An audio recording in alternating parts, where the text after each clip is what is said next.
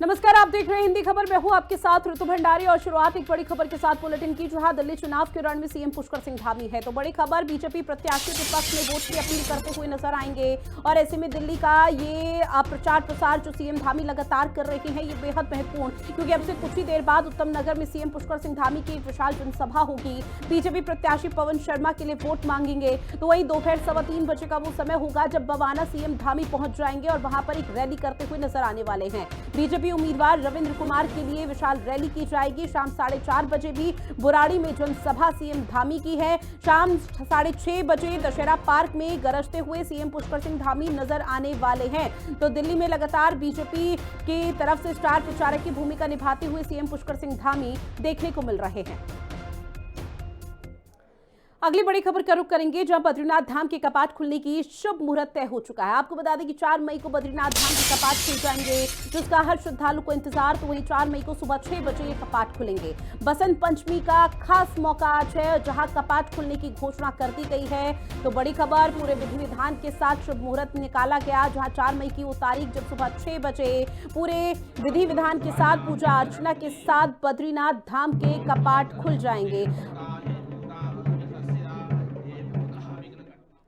अगली खबर लक्सर से, जहां पुलिस पर पथराव मामले पर बड़ा एक्शन। उमेश समर्थकों ने पुलिस पर पथराव किया था, जिसको लेकर पुलिस प्रशासन की तरफ से लगातार पहचान की जा रही है। वीडियोस जो सोशल मीडिया पर वायरल हुए हैं, उसी के आधार पर पत्थरबाजों की पहचान हो रही है। सरकारी संपत्ति के नुकसान की भी भरपाई यहां पर होगी। जहां यूपी के कई जिलों में पुलिस ने फिलहाल डेरा डाल लिया है, तो वही पुलिस लगातार दबिश दे रही है। यानी कि जो भी अपराधी था, जो भी आरोपी था, उसे नहीं जाएगा। सीधे तौर पर ये मैसेज देती हुई उत्तराखंड पुलिस नजर आ रही है, क्योंकि उमेश कुमार के समर्थक थे, जिन्होंने पुलिस प्रशासन पर पथराव किया था, और पथराव करने के बाद पुलिस का ये एक्शन मोड अब देखने को मिल रहा है। जो वीडियो सोशल मीडिया पर वायरल हुए, उसके आधार पर आरोपियों की पहचान पुलिस की तरफ से की जा रही है।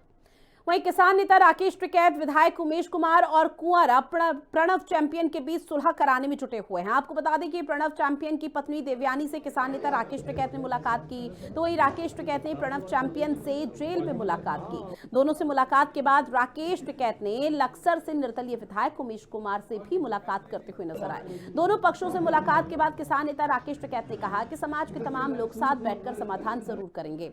उमेश ने भी कहा कि जो समाज के लोग कहेंगे मुझे मंजूर होगा। बिल्कुल पैचअप करवाने की कोशिश है, और समाज के सभ्य समाज के सारे लोग वहाँ पे भी थे, और जेल में भी हम गए थे, चैंपियन साहब से मिले, उनको भी हमने सारी बात बताई, और उमेश जी के पास में भी आई विधायक जी के, इनको भी हमने वही बात बताई। दोनों का एक ही कहना है कि वो कहते हैं इनकी गारंटी कौन लेगा, ये कहते हैं उनकी गारंटी कौन लेगा। सवाल दोनों का एक है। हमने कहा भाई समाज गारंटी लेगा दोनों की, एक दूसरे के खिलाफ बयानबाजी ना करो, कुछ भी अपने काम गिनवाओ। आप पहले विधायक रहे या आप विधायक है, अपने काम पे ध्यान दो। टिकैत जी हमारे सर्व समाज के नेता हैं, प्रतिष्ठित व्यक्ति हैं, और उन्होंने सर्व समाज के साथ मिलकर अगर कोई निर्णय लिया है तो वो निर्णय विचारणीय है। हमने अभी उस निर्णय पर हाँ की है। बाकी ये तय हुआ है कि क्योंकि लड़ाई 2 बिरादरियों के बीच में हो गई थी, जब तक दोनों बिरादरी के लोग नहीं बैठेंगे तब तक इसका फैसला संभव है नहीं। वहीं चैंपियन उमेश विवाद को लेकर कांग्रेस की तरफ से लगातार राज्य सरकार पर सवाल उठाए जा रहे हैं। दरअसल कांग्रेस के पूर्व प्रदेश अध्यक्ष गणेश गोदियाल ने कहा कि ये दोनों नेता बीजेपी सरकार के सियासी रिश्तेदार हैं। दोनों सरकार के संरक्षण में कानून को चुनौती दे रहे हैं और सरकार इस पूरे मामले पर अनबने ढंग से कार्रवाई कर रही है। तो वहीं गणेश गोदियाल ने कहा कि सूबे की कानून व्यवस्था पूरी तरह से ध्वस्त हो चुकी है और सरकार के मुखिया मंत्री दिल्ली चुनाव में मस्त नजर आ रहे हैं। इस पर बीजेपी ने जवाब देते हुए कहा कि मामले पर कानून अपना काम कर रहा है, कांग्रेस के सवाल उठाने का कोई औचित्य नहीं है। गोली चलाई, आज हमने बचाव की कार्रवाई की तो पुलिस ने उठा लिया। ये अन्याय हो रहा है, अन्याय। उत्तराखंड में कुंवर प्रणव सिंह चैंपियन और उमेश कुमार विवाद के बाद जेल में बंद चैंपियन की महापंचायत बुलाने और उमेश कुमार की सर्वदलीय बैठक को लेकर रुड़की में पुलिस लाठीचार्ज की नौबत आने पर कांग्रेस ने सरकार को घेरा है। कांग्रेस के पूर्व प्रदेश अध्यक्ष गणेश गोदियाल ने कहा कि दोनों नेता बीजेपी सरकार के राजनीतिक रिश्तेदार हैं। दोनों सरकार के संरक्षण में कानून को चुनौती दे रही हैं और सरकार इस मामले में अनमने ढंग से कार्रवाई कर रही है। यही वजह है कि हाईकोर्ट को इस पूरे मामले पर दखल देना पड़ा। गणेश गोदियाल ने कहा कि सूबे की कानून व्यवस्था ध्वस्त हो चुकी है और सरकार के मुखिया मंत्री दिल्ली चुनाव में मस्त है। इस पर बीजेपी ने जवाब देते हुए कहा कि मामले में कानून अपना काम कर रहा है। कांग्रेस के सवाल उठाने का कोई औचित्य नहीं है। मैंने पहले भी आरोप लगाया था कि दोनों माननीय सरकार के राजनीतिक रिश्तेदार हैं। ये साबित हो चुका है कि ये वास्तव में सरकार के राजनीतिक रिश्तेदार हैं और जब दो सगे रिश्तेदारों में आपस में कलह हो तो सरकार के लिए मुसीबत तो है ही कि भाई किसको साथ दें और किसको न दें, और सरकार को दोनों के ऊपर हाथ रखना है। इसलिए आज ये ऐसी स्थिति आ गई है कि खुलेआम पुलिस को पीटा जा रहा है। खुलेआम लोग देख रहे हैं कि पुलिस आज अपने को असहाय महसूस कर रही है। पुलिस को ये लग रहा है कि जब तक हमें वरिष्ठ स्तर से कोई डायरेक्शंस नहीं मिलते हम कुछ नहीं कर सकते हैं। दो व्यक्तियों का विवाद है, इसमें समाजों को बीच में नहीं आना चाहिए, सबको मालूम है। और जो भी अपराध हुआ है उस अपराध के लिए कानून बना हुआ है, कानून अपना काम कर रहा है। हाँ, अगर कानून अपना काम न कर रहा होता तो फिर ये एक न्याय के लिए कई बार समाज भी आगे आ जाते हैं, लेकिन ऐसी स्थिति नहीं है। कानून बाकायदा सरकार बड़ी चुस्त है, इसका संज्ञान लिए हुए है, कानून पूरी तरह मुस्तैद है, अपनी कार्रवाइयाँ कर रहा है। मैं नहीं समझता कि इसमें समाजों को आगे आना चाहिए और इस तरह से वैमनस्यता अगर समाज में आपस में होगी तो निश्चित तौर पर इसका नुकसान आने वाले समय पर होगा। और सबसे बड़ी बात तो ये है कि दोनों ही जो समाज हैं ये हमारे सनातन के अभिन्न अंग हैं। आपको बता दें कि खानपुर विधायक उमेश कुमार और पूर्व विधायक प्रणव सिंह चैंपियन के बीच दनादन चली गोलियों का मामला अभी पूरी तरह शांत भी नहीं हुआ था कि चैंपियन की ओर से 29 जनवरी को सोशल मीडिया पोस्ट के जरिए महापंचायत का ऐलान किया गया। इसके जवाब में उमेश कुमार ने सर्वधर्म समाज सभा बुलाकर खेमेबंदी तेज कर दी है, जिसे लेकर कांग्रेस सवाल खड़ा कर रही है। कांग्रेस का कहना है कि ये दोनों नेता सरकार और कानून को खुलेआम चुनौती दे रहे हैं और सरकार बेबस नजर आ रही है। देहरादून से शुभांगी भट्ट और अशोक कुमार के साथ ब्यूरो रिपोर्ट, हिंदी खबर। वहीं 27 जनवरी 2025 से उत्तराखंड आजाद भारत का पहला राज्य बन गया जहां समान नागरिक संहिता लागू हो गई। हालांकि उत्तराखंड की बीजेपी सरकार इस फैसले की विपक्षी पार्टियां और कुछ धार्मिक समूहों ने विरोध भी दर्ज कराया। इसको लेकर कांग्रेस के विधायक प्रीतम सिंह का कहना कि यूसीसी राज्य का नहीं बल्कि देश का विषय है। अभी प्रधानमंत्री ने प्रदेश में आकर मुख्यमंत्री पुष्कर सिंह धामी की पीठ थपथपाने का भी काम किया, लेकिन यूसीसी संवैधानिक व्यवस्थाओं की विपरीत है।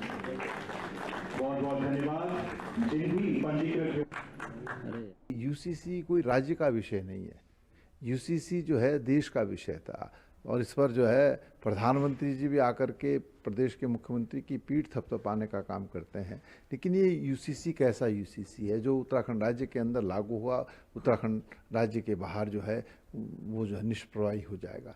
तो ऐसा यूसीसी संवैधानिक जो व्यवस्थाएं उसके विपरीत है और ये तो बिल्कुल ऐसा यूसीसी है। सरकार ने कहते हैं ना अपनी पीठ थपथपाने के लिए, जैसा मदारी कभी कोई खेल दिखाता है तो उस समय लोग जो है दर्शक बड़ी उत्सुकता के साथ देखने का काम करते हैं। वहीं बढ़ती सड़क दुर्घटनाओं और अपराधों पर अंकुश लगाने के लिए प्रशासन की तरफ से लगातार प्रयास किया जा रहा है और इसी कड़ी में आगे बढ़ते हुए देहरादून पुलिस ने चप्पे चप्पे पर नजर रखने के लिए सीसीटीवी कैमरे लगा दिए हैं। वहीं जिलाधिकारी सविन बंसल ने कोतवाली में जगह जगह लगे सीसीटीवी कैमरों के निरीक्षण के लिए एक निरीक्षण कक्ष का फीता काटकर उद्घाटन भी किया। आपको बताते चले कि एसएसपी अजय सिंह ने इस खास मौके पर कहा कि शहर में बढ़ते अपराध और दुर्घटनाओं पर अंकुश लगाने के लिए ये प्रयास कारगर साबित होगा। क्रम होता है या कोई जरूरत महसूस होती है तो उसके हिसाब से पुलिस और प्रशासन वर्क करता है। एक घटना हुई थी जिसका संज्ञान लेकर यहाँ पर जो है ये बात आई कि महिला सुरक्षा को और सुदृढ़ किया जाए। इसको देखते हुए प्रपोजल जिलाधिकारी महोदय को दिया गया और आज उनके सौजन्य से जो है इस पूरे क्षेत्र की मॉनिटरिंग के लिए कैमरे भी लग गए हैं। यातायात मैनेजमेंट के लिए साथ ही साथ स्पीकर्स भी लगे, माइक भी लगे वहाँ पर। अगर कोई यातायात बाधित कर रहा तो यहीं से बैठकर एक कंट्रोल रूम से यहीं कोतवाली से इसको कंट्रोल किया जाएगा। जो भी हमें ज़रूरतें महसूस हो रही हैं, जो आमजन को सुरक्षा की दृष्टि से ज़्यादा जरूरी हो, पुलिसिंग के लिए जरूरी हो, और देखा जाए यातायात व्यवस्था के लिए बहुत सारी चीज़ें जो इनिशिएटिव लिए जा रहे हैं। अब चूंकि सारी चीज़ें प्रोसेस में आने वाले 1 से 1.5 महीने में मुझे लगता है कि सारी चीज़ें जब धरातल पर उतर जाएंगी, ऑपरेशनल हो जाएंगी, तो जो बेनिफिट्स हैं वो आमजन को मिलेंगे। खास इनिशिएटिव से अक्सर नतीजे इनकरेजिंग आते हैं। तो लगातार जॉइंट विजिट्स की गई थी, न सिर्फ पल्टन बाजार की बल्कि कई सिटी के जो चोक पॉइंट्स हैं, वल्नरेबल स्पॉट्स हैं, वहाँ पर traffic lights, cameras, loud speaker systems, road dividers और कहाँ पर चौक चौराहे नए बनने हैं, इन सभी इनिशिएटिव्स पर कार्य गतिमान है। जैसे आज हमारे कैमरास ऑपरेशनल हो गए हैं, हाईटेक कैमरास हैं और लाउड स्पीकर सिस्टम्स हैं, डिजिटल पीए सिस्टम्स हैं। इसी तरह से हमारे कुठाल गेट और दिलाराम साईं मंदिर पर पब्लिक को हम कंजेशन से रोक पाएँ, ट्रैफिक रेगुलेट कर पाएँ। और चलिए यहाँ रुकेंगे बहुत छोटे से ब्रेक के लिए, फौरन हाजिर होंगे। ब्रेक के बाद स्वागत है, बात करेंगे अगली खबर की, जहां पहाड़ों की रानी मसूरी में प्राइवेट कंपनी ने माल रोड पर गोल्फ कार्ट का संचालन किए जाने को लेकर मसूरी रिक्शा चालकों और मजदूरों ने संघ का जमकर विरोध किया है।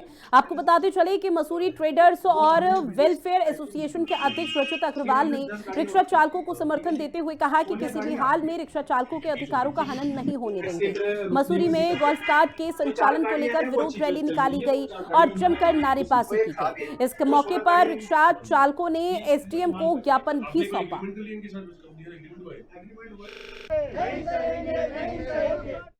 हमारा जो विरोध हो रहा है, हमने जो क्या बोलते हैं गोल्फ कोर्ट का संचालन का जिम्मा जो हमने लिया मजदूर संघ ने, तो हमारे साथ जो अनुबंध हुए थे, अनुबंध क्या ये सब अभी बर्बरली हुई है एसडीएम महोदय के माध्यम से, युवा पालिका के माध्यम से, कि ऐसी अगर कोई स्कीम आती है तो उसका संचालन केवल मजदूर संघ करेगा, जिसका लाइसेंस होगा वही चलाएगा। लेकिन कंपनी यहाँ बीच में आ गई है, कंपनी अपने लोगों को एडजस्ट करना चाहती है। मजदूर संघ और कंपनी के प्रतिनिधियों के बीच में थोड़ा डिस्प्यूट हुआ था, तो उसी का समाधान करने के लिए हम लोग यहाँ सब बैठे हैं। तो अभी इनके मजदूर संघ के प्रतिनिधि भी हैं और व्यापार संघ के प्रतिनिधि भी हैं और अब नगर पालिका से भी एक हम लोग बैठ के एक समाधान निकालने का प्रयास कर रहे हैं।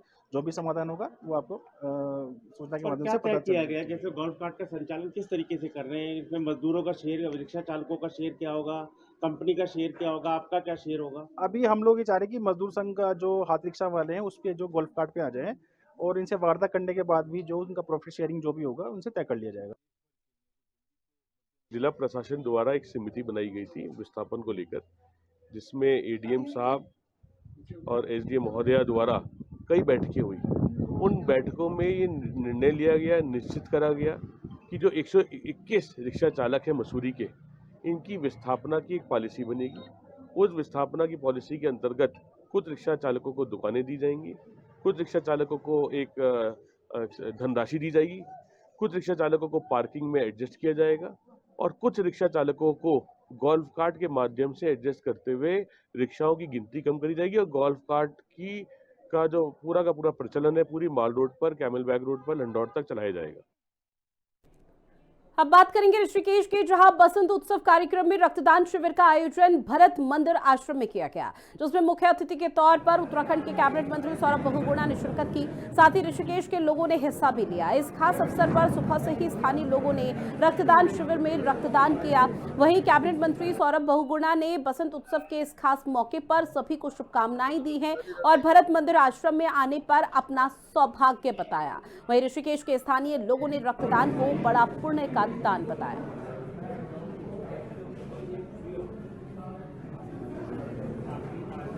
आज परम पूज्य महंत स्वर्गीय अशोक रतन शर्मा जी को नमन करता हूं, उनको याद करता हूं और उनके परिवार का बहुत बहुत धन्यवाद करता हूं कि उनकी स्मृति पे बसंत महोत्सव पे इस तरीके का ये रक्तदान शिविर लगातार पिछले 4 साल से आयोजित कर रहे हैं। बहुत पुण्य का काम है, किसी का जीवन बचाना, किसी को जीवन बचाने के लिए अपना रक्त डोनेट करना। मैं जितने भी लोग यहाँ पर आज अपना रक्त डोनेट करने आए हैं उन सबको बधाई देता हूँ, उनका धन्यवाद करता हूँ कि इस पुण्य काम में आप भी अपनी आहुति दे रहे हैं। और उम्मीद यही करूँगा कि जैसे मुझे बताया गया है कि सबसे ज़्यादा जो ब्लड डोनेशन आज तक हुआ है वो 400 लोगों के साथ का हुआ है और मैं उम्मीद करूंगा कि आने वाले समय में वो नंबर भी क्रॉस हो। इससे अच्छा दान, इससे अच्छा कर्म कोई और नहीं हो सकता। किसी को रक्त देना, नया जीवन देना। तो जिसने महाराज जी भरत मंदिर श्री वरुण जी वत्सल जी ने इतना अच्छा अरेंजमेंट किया है, इनको कोटि कोटि प्रणाम इन चीज़ों के लिए। बहुत बहुत शुभकामनाएं। बहुत ही अच्छा कार्य है। सेलिब्रिटी तो क्या बात, आप भाई लोगों का आशीर्वाद है। बाकी देखिए, मुझे ऐसा लगता है कि हमारी मूल सिद्धांतिक जो चीज़ें हैं जीवन की, वो यही है कि एक दूसरे के काम आना, किसी की परेशानियों में साथ देना। और रक्तदान से बड़ा दान तो कुछ है ही नहीं, हमारे ग्रंथों में कहा गया है। वहीं ऋषिकेश भरत मंदिर आश्रम में बसंत उत्सव हर साल की तरह इस साल भी बड़े ही धूमधाम के साथ मनाया जा रहा है। ये उत्सव 6 दिन तक चलता है। इस बसंतोत्सव में हर रोज अलग अलग कार्यक्रम आयोजित किए जाते हैं। इसके चलते दूसरे दिन संध्या में उत्तराखंड लोक गायक पद्मश्री प्रीतम भरतवाण ने अपने गीतों से लोगों को मंत्रमुग्ध कर दिया। इस अवसर पर मुख्य अतिथि के तौर पर उत्तराखंड के कैबिनेट मंत्री सुपोत उनियाल मौजूद रहे।